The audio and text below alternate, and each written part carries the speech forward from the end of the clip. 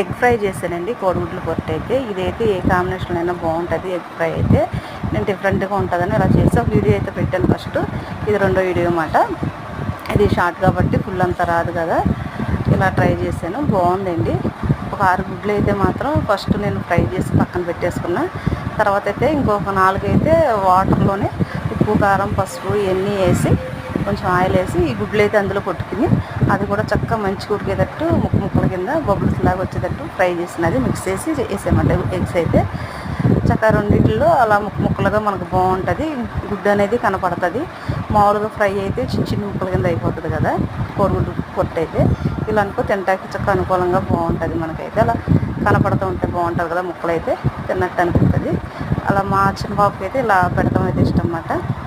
ఈ కోడిగుడ్డు పొట్టు అనేది ఏ కాంబినేషన్లో అయినా బాగుంటుందండి. పాలకూరలో వేసుకొచ్చి మనం బెండకాయలో కానీ, క్యాప్సికమ్ కానీ, బీరకాయ కానీ ఏటిలో సరే ఎగ్ పొట్టు అయితే బాగుంటుంది.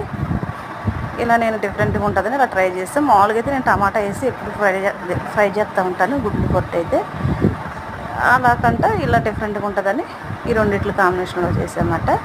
కొంచెం వెరైటీగా ఉంటుంది కదా ఎగ్ అనేది, డిఫరెంట్గా మనకి ఇలా ఉడకబెట్టుకుని వేసుకున్న చక్కగా ముందే ఫ్రై చేసి కలుపుకున్నా బాగుంటుందని ఇలా చేశాను.